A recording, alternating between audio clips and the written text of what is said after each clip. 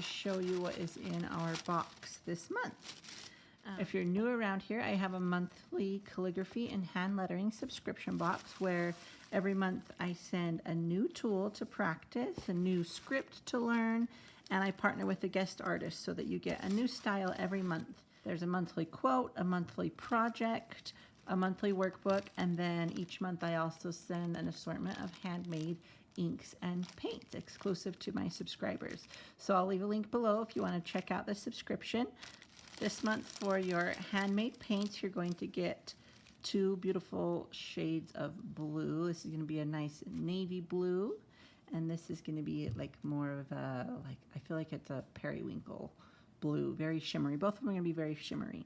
And then we are going to be using the Decocolor paint pen this month. This is a staple in every calligrapher's toolbox. So it's a little bit on the pricier end, but it is the best opaque white paint marker that you will find, the Decocolor. And then we have a natural colored leather keychain, and then you got some sort of color. So there were reds, yellows, blues, and I think there was a sage green too of the leather keychain. So you'll have 2 keychains. And then you will have your workbook. I partnered with Cecy Torres this month from A Trace of Grace, and she has just really found a niche in customizing leather. So she was the perfect artist for this month. Definitely follow her and give her some love for the work that she put into this. We've got our instructions, and then she gives us plenty of warm-ups, practicing to do, some of our basic strokes, and then some practice and phrases that we can use on your keychains. We have a quote every month, so you'll get a copy of it in my personal style, and then you'll get a copy of it in the guest artist style. And then we'll kind of letter it on a different surface every month. So we've done Bristol boards, we've done watercolor paper, we've done black cardstock. This month we are doing vellum. It's a fun alternative to create a piece on, and just creates like a really elegant look. So you get a colored piece of vellum and then a white piece of vellum. So let's go ahead and get started with the lesson. So in the calligraphy world, we use the term Fauxligraphy a lot. And the term Fauxligraphy it means fake calligraphy. And what it does, it allows you to use any type of tool, like a monoline writing tool, to create the calligraphy effects. Because our calligraphy nibs can't be used on every surface, sometimes we need to use a paint pen to get those really crisp lines that we want. And a paintbrush may not be the best tool for your project. For larger projects, I like to use paintbrushes. Otherwise, you'd be filling in a lot of strokes with the paint pen. But for small projects like this, a paint pen is going to work really beautifully, and it allows you to get some colors that you might not be able to get with a brush. And then another bonus about the paint pens is that they are typically oil-based, and so they're very permanent. This is a very permanent paint pen, and it allows for a permanent option, whereas like an acrylic paint with a brush is probably not going to be the best idea. So Cecy gives our first step here to warm up with a pencil. I'm going to just be using a Sharpie so that it shows up nicely in the lesson here. A Sharpie, this isn't a brush pen, this is just a monoline Sharpie. That means that if I add pressure, no matter how hard I push or light I push, it's going to be the same thickness. So monoline, just like a pencil would be. So grab a pencil or a pen, and we're going to get started by warming up. If you haven't watched any of my tutorials before, or any of our videos, you can go back and sift through those and find a lot of great tips. But one of the most important tips that I've learned for creating consistent lettering is finding the comfortable position to sit. So right now I am sitting with my body towards the table, and I like to turn my page it's almost 90 degrees, but a little bit of an angle, so that when I'm writing, I still get the nice slant, but it's more natural feeling. If you're a left-handed artist, you're going to be doing it completely opposite and doing over or under writing, whatever works for you as a lefty. So your paper placement makes a big difference in creating consistency. Also, how you hold your pen. So when I'm doing, if I'm writing, just like if I'm just doing normal writing, like a grocery list, I'm writing more upright because I can go a lot faster that way. See, it's really fast, and my pen is more at a like almost 90-degree angle. And then if I'm doing calligraphy, it's a much slower process, even if I'm doing Fauxligraphy. And my pen, I move my hand more towards the middle of whatever tool I'm using, and it's more at a 45-degree angle. So that's another thing that you can troubleshoot. If you feel like you're not getting thick and thin lines, if you're not being consistent, is to check the angle of your pen and see what works for you to create the style you are going for.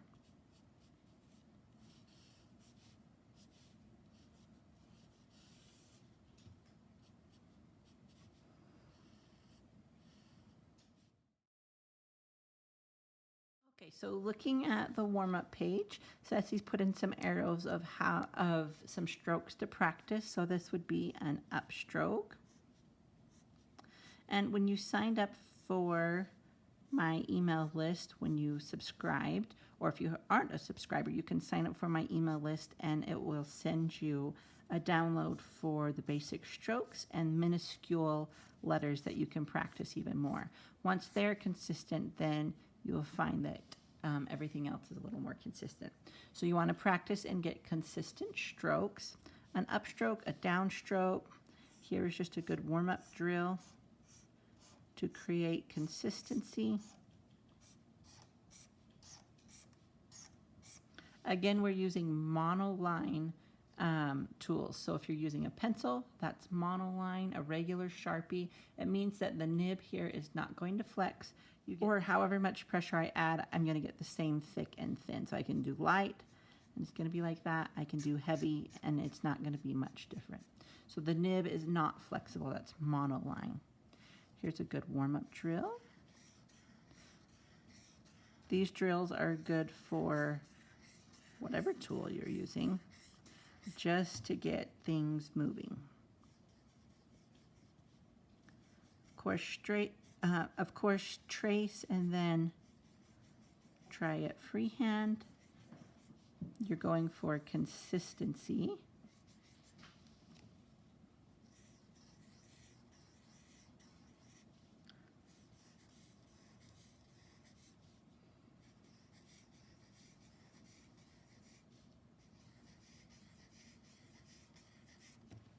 Okay, and I'm looking at mine.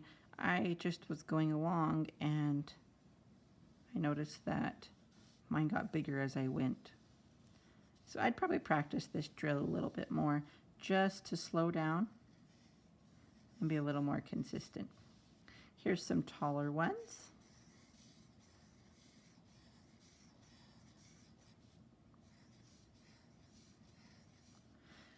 And when I talk about consistency, there's a couple things you can look at. You can look at the angles of all your curves. You can look at the spacing between each stroke. And then, of course, the height. So that was the one that I noticed up there, that the height was different. Here is a compound type curve.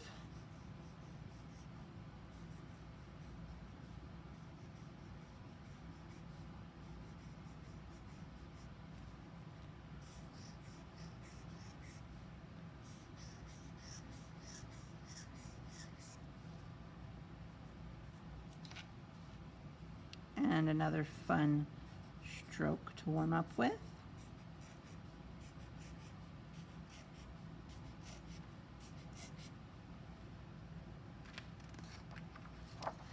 If you filled up your whole page and you want more practice, you can go over it with another color. You can keep doing, as many colors as you want, or you could just simply put some tracing paper over so that you can keep practicing as long as you want to. here is where we are practicing adding pressure. So you can continue to do this with your monoline tool. In fact, I'm going to suggest that if you haven't done a lot of practice before, you stick with your pencil or your monoline tool, just so that you can figure out the strokes. And then once you've got the strokes, then you can start adding pressure.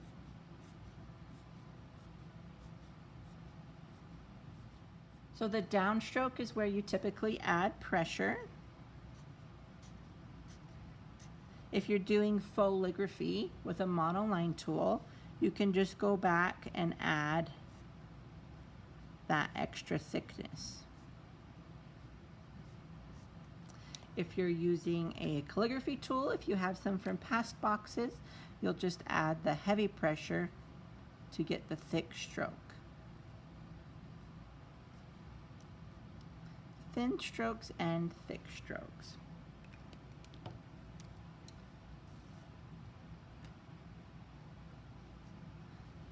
I'm going to zoom in here so you can see what I mean with the monoline. It's not going to create a variation. So I would go back, and where your downstrokes are is where you're going to add some thickness. So thin up, thick down. Thin up, thick down. Thin up, thick down.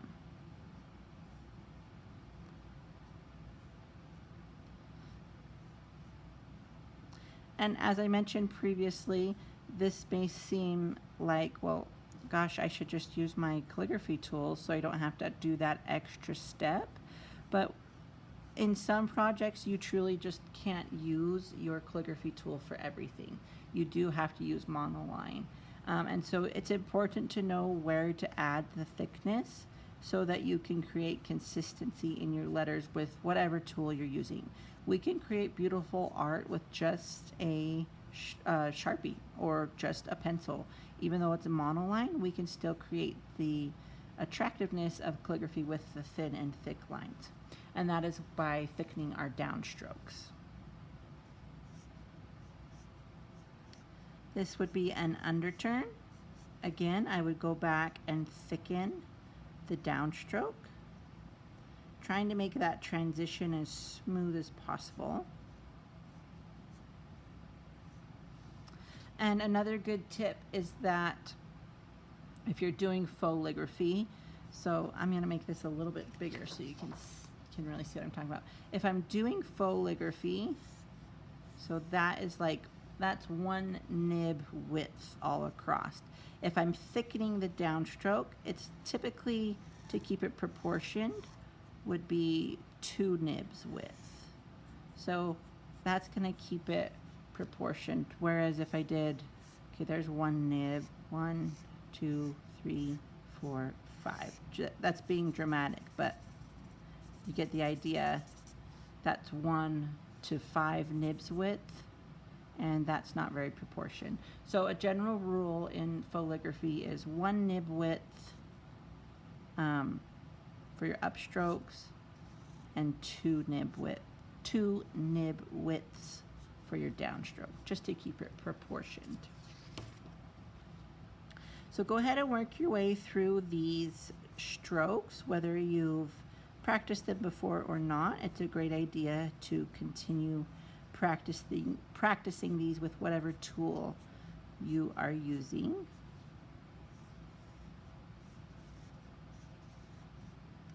Those are ascending stem loops, descending stem loops, a different type of oval, and connecting loops.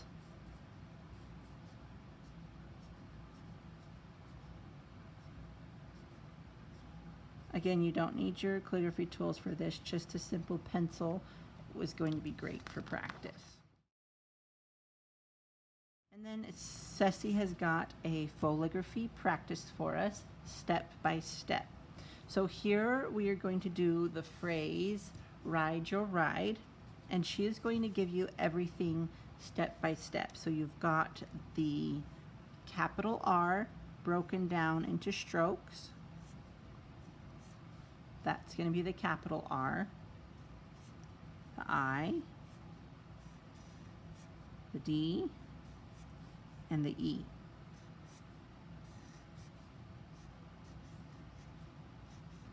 The U connected to the R. And I love this because you can see how many strokes it takes to build one letter and one word. We'll ride your ride. And then she's taken it a step further to show us how, with our monoline tool, we're going to add thickness. So that's the same stroke, but she wants us to add that second line. And we're typically adding it to the same side. So if I'm adding a stroke to the left, I'm going to add it to a left on this side. Just for consistency.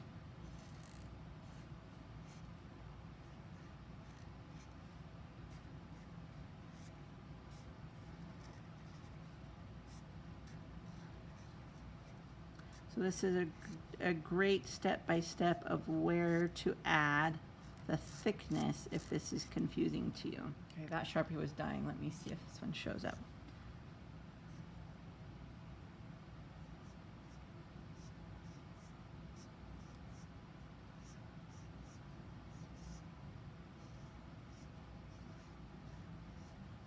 So on the left side, I'm thickening all of my downstrokes. This is going to be something you can do also with your cursive. If you have cursive that is really cohesive and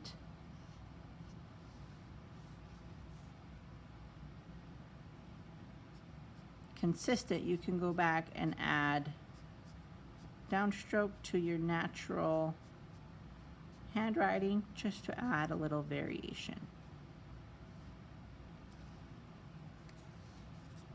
And then she shows you what it looks like when it's filled in. When you put it all together, it's going to give you the same effect as if you were using a brush pen or a calligraphy pen, where you get different pressures.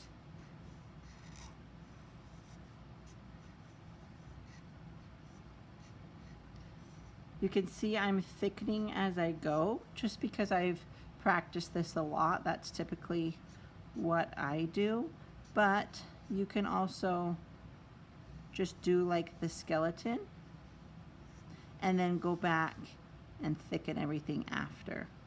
That's how I did it in the beginning, and that was kind of nice because if my spacing wasn't great, I could maybe thicken the right side versus the left to balance it out. Whatever works for you. See what you're most comfortable with. So this is a great practice page. Again, if you want to practice some more, grab a tracing page and just go right over top. I'll show you here what I meant by going back. If I just go and do the skeleton,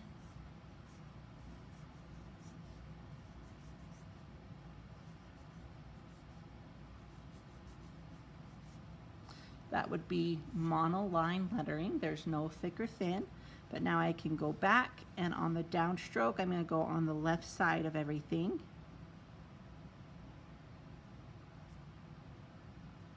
And add that thickness. Then we create that visually appealing look of calligraphy with just a regular writing utensil. And then I'm just going to show you with a brush pen. This is a Tombow brush pen. I'm just going to show you how it imitates the thick and thin. So you can see the thin up and the thick down. So that's why it's called Fauxligraphy or fake calligraphy.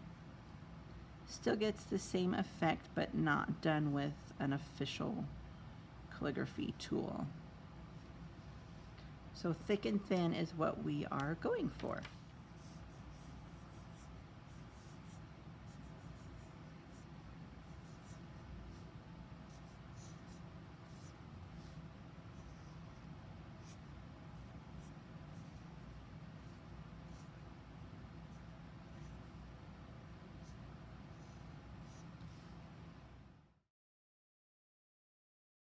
Okay, now that you've kind of practiced some phrases, you might have an idea of what you want to put on your keychain. A good idea, as Cecy mentioned in the step-by-step guide, is to just outline your keychain just to get an idea of size. So you can draw it by hand or however.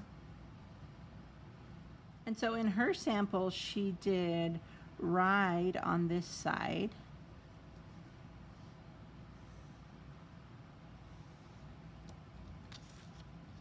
And then your ride on the other side. Ride your ride. And she posted a reel about this if you saw it. I loved how she was talking about how this can apply if you're riding motorcycles, because she's a motorcycle rider, but it also can apply in life. Just stay in your own lane and ride your ride. So you could do a two-sided phrase, you could just do one-sided, or you could do a one-sided phrase and add a simple doodle to the other side, maybe a cute little wildflower.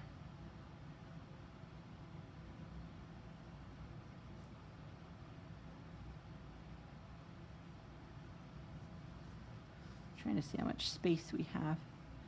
So a cute, like, dainty wildflower could be fun. So Cecy's got a couple of phrases you could use here. You can use whatever comes to mind. I think I'm gonna do, I always tell my boys, let's go on an adventure. So maybe I'll put, let's adventure. Let's see if that fits. If you're using a longer one, I can see that I'm gonna get just a tad more space on this side so I don't have that flap. So I'm just going to draw it out. And there's my fastener. And then I'm gonna, if you want to draw a baseline to keep you straight, you can, but this is such a small space, you can just use the edge of the keychain to keep your lettering straight. So I think I'm gonna do let's adventure.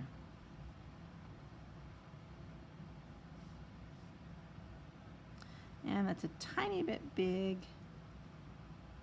So I'm just going to kind of make a note to move that over just a tad. Once you've decided on your design, sketch it out. There's a million different things you could do. And you could even do some block lettering if you wanted. Actually, I think I'm gonna do that just to give you guys an option. So I did let's adventure. It gives me a little more space. Let me zoom in so you can see that. On this keychain, if we mix the fonts, mix the scripts into a block print and a script print. So this is kind of Cecy's style, just the whimsical script. But I'm going to show you this just so you have a lot of different samples. I'm going to do let's adventure. And then on the back, I think I'm going to do, well, we could do like a little mountain scene, actually, or maybe just a little wildflower. I'll see when we get there. And then if you're not feeling comfortable with your design and freehanding it on your keychain, then you could just lightly draft with your pencil. When I'm doing leather, I don't necessarily love to draft, but you could just put a few little guidelines, because sometimes this is like, what's the word? This is like a little bit stiffer and textured, but some leather is very squashy and not textured, smooth, I don't know the word, not treated, I guess. And so it doesn't erase when you put your pencil lines in. So you just have to be careful. With this one, you could do a light pencil line to get your guides in if you're not comfortable freehanding. Once you get it sketched on here or directly onto your keychain, then you're ready to use your paint pen. So I mentioned that the Decocolor is one of like the staples in every calligrapher's toolbox. I mean, I've seen some people's supplies and they've got a pile, this big of just Decocolors in every size. So you've got in your box the extra fine because this is such a small project. You're going to want the extra fine. So if you've never used a paint pen before, give it a good shake.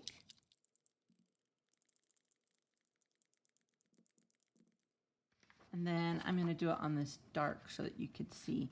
You'll just start priming the, okay, I'm glad that happened in real time. You'll just start priming by pushing the nib down.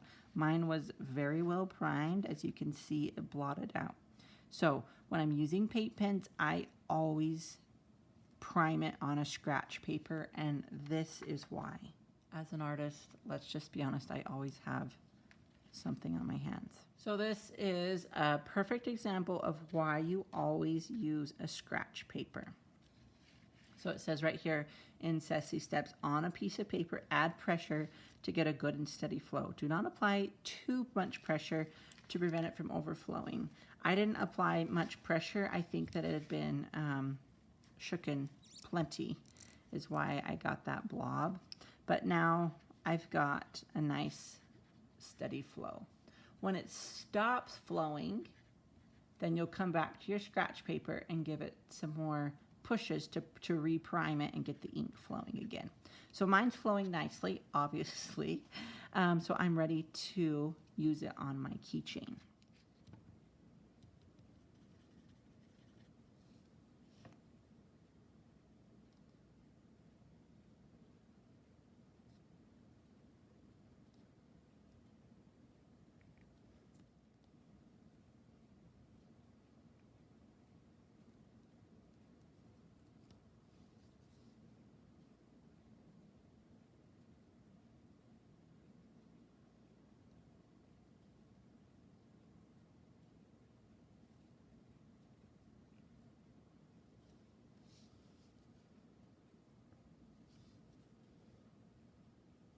Okay, so I've got my base layer on there. I can see that it's pretty glossy still. Can you see how that's pretty glossy? I'm gonna want some more coats on this, but I'm gonna just let that dry really well. And I promise you want it to dry. I'm the most impatient person, and I always get ahead of myself, and then I make a mess. So I'm just gonna let that dry and move on to the next thing. So while that's drying, I just want to talk about our quote a little bit. The quote this month is "Adventure is worthwhile in itself." So you've got it lettered by myself and then also in Cecy's style. So hers is going to have thick and thin, like a calligraphy pen would create, or using Fauxligraphy. And then mine was actually done with a Sharpie so that you had a reference for monoline. And then we are creating our quote this month on vellum. Vellum is a really popular request for like place cards, wedding invites. And the nice thing about vellum is that you can simply place it over your work and trace right on top and just get a really classy piece of art, whatever you're using it for. So I'm going to show you both of these. Let's do the red one. And I chose vellum because the white's going to show up really crisp and clear on here. And if I was using a calligraphy pen, it works really well also.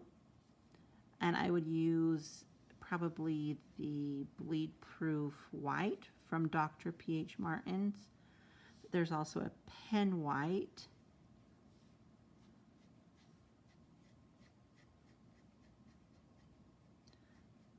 So you can see I'm just thickening as I go, following Cecy's style.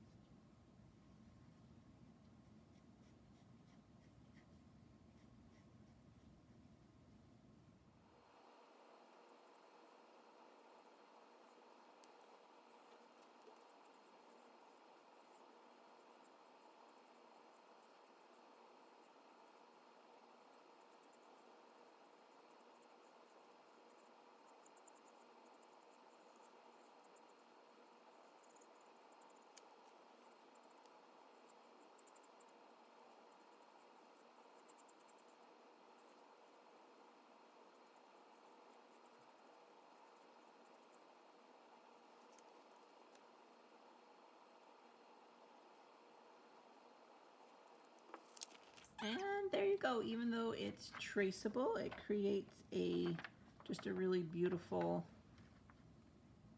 piece of work.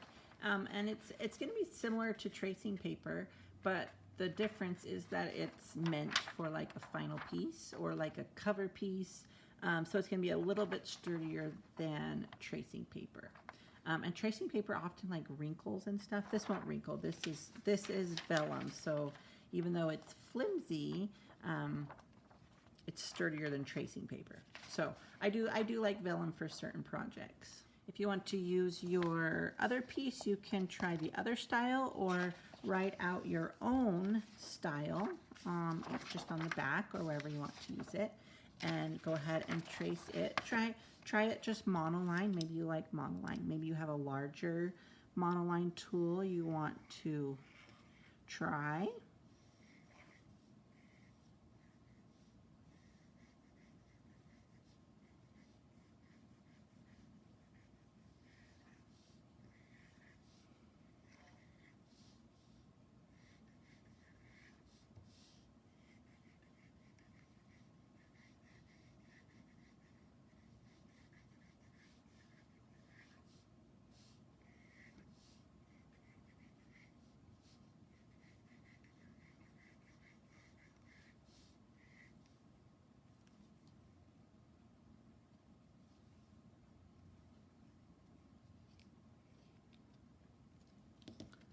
Oops, I didn't realize that was cut off, but you can see how fun the white on the vellum, on the like clear vellum looks.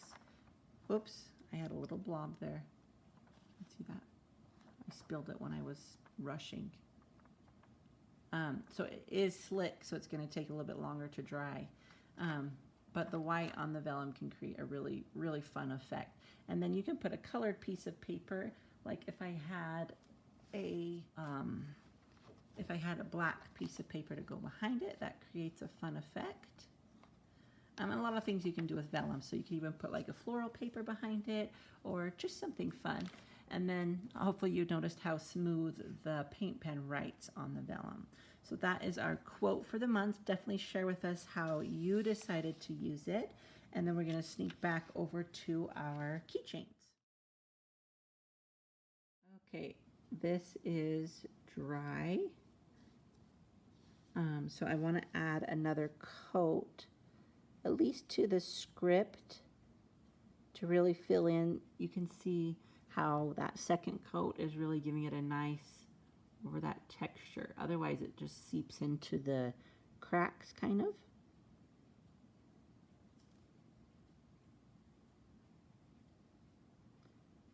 So I'm going back and doing Fauxligraphy and kind of adding that second coat.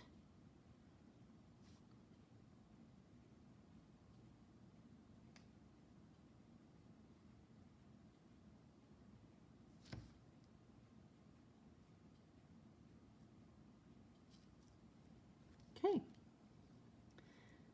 so there's the front. When that dries, I am going to turn it over and use the back to create a little design. But I hope you love this and I hope you use it. Show us how you styled your keychain and what kind of design you came up with. I'd love to see that. While this is drying, I want to show you some other options for leather. If I am doing a large piece on leather, say maybe a purse or a wallet, this is the brand you're going to want to use. The difference in this acrylic leather paint is that it is made for leather, while this paint pen is very multi-purpose.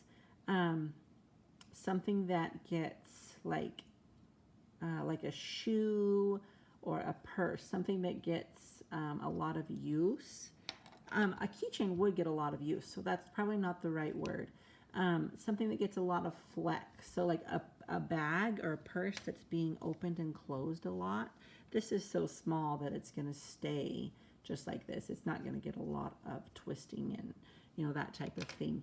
So like a little leather tag or a luggage tag, those are going to stay pretty flat. But if I was doing like a purse, or I've had requests to do shoes, or even like a wallet that folds and opens a lot, I would use this brand. So you can use a deglazer. First you would use a deglazer made by Angelus, and then you can paint. These actually, the lid has a brush on the end. Not a very great one, but good for like a base coat. And then just pick up like your artist brushes to create your design or your lettering. And then when you're done, you'll want to use once it's dried really well, you'll want to use the finisher. And so it just says that it's for leathers, and so when it's dry, it doesn't crack. And that's the real key here, is with those big pieces like a purse and some wallets. Sometimes when I work for brands like Coach, this is what I'll use. If you want something, you know, large scale, so that your design isn't going to crack. You're not going to have problems on your keychain though with such a small design and a small piece. This is going to be just fine. A second option that you can do on leather is called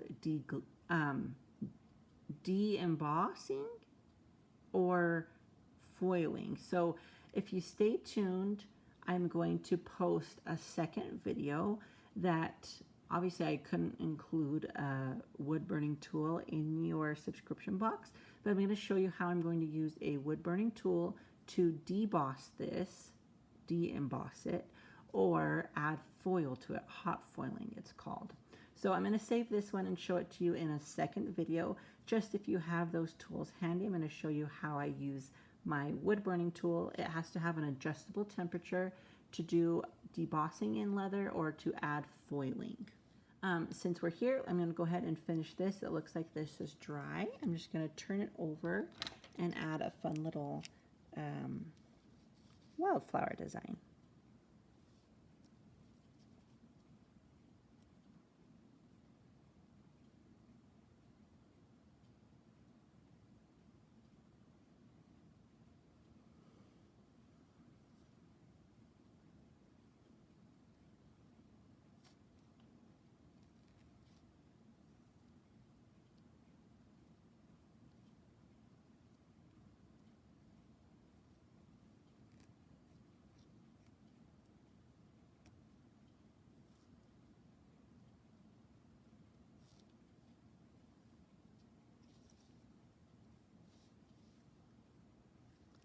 Okay, I'm going to let that dry really well. If I had some other colors in my toolbox, I might add just a touch of gold or something like that. But I love this little mustard keychain. And I just like the white on it too. So I'm going to let that dry really well. And the last thing I want to show you is the homemade inks that came in your kit this month. If you're brand new, I want to show you how, because you can't just stick your calligraphy pen in there, so some people wonder how they're supposed to do that. What I would do with the half tray here, this is essentially homemade watercolor, just like if you bought a watercolor palette from the store. I'm just going to add like 2 drops to get that activated. And let that sit for a second. This liquid ink is ready to use. So this liquid ink could be used with a glass tip pen, it could be used with your paintbrush. I'm simply going to open it up. And I don't even need to necessarily squeeze paint in, but I can. And I'm just going to put it on the back of my calligraphy nib. Let me focus here. There we go. I'm just going to put like 2 drops there on the back of my calligraphy nib. And then I can use it as ink. If this was in a jar that my nib fit in, I could just dip it in also. But honestly, I just do a couple drops.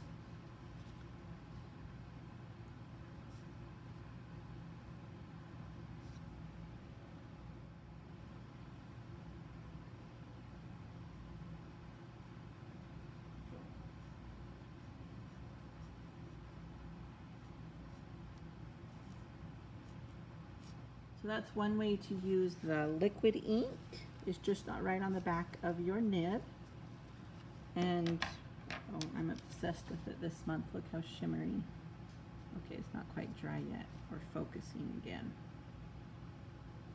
There we go. See how shimmery that is? So pretty. You could just use your paintbrush as well. So that's how you use your liquid inks. Because they're sealed, they're going to be fine in this bottle until it's gone. That should last you quite a while. And then for the handmade watercolors, we put those drops in to kind of activate it. So I can use my paintbrush here, just like watercolors, if you're painting a design.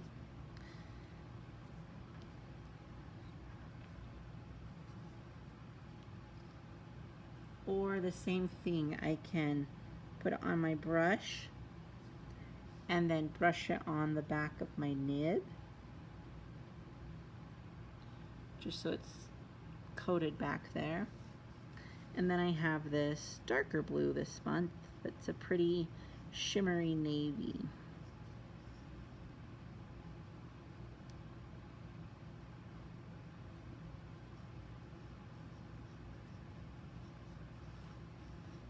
And there you have two very shimmery custom colors. This kind of periwinkle, almost like a light turquoisey, and then this dark navy blue.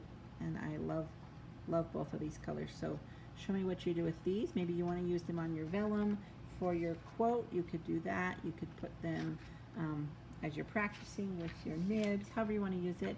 If you're brand new around here, stay tuned and you'll be able to add a custom ink and color to your collection each month. And they also have a little magnet on the back so that you can purchase either a magnetic watercolor tray or check the shop out, and I have some magnetic or some tin trays also that they can stick to. And that is everything I have for you. These messy hands show you that we had a great creative time. And then stay tuned for that second video. I want to show you how you can use a wood burner to personalize leather also. So I will link that here, and I'll link the subscription if you're new and the blog with all of our resources. Thanks guys for another great month, and I'll be back with July's very soon.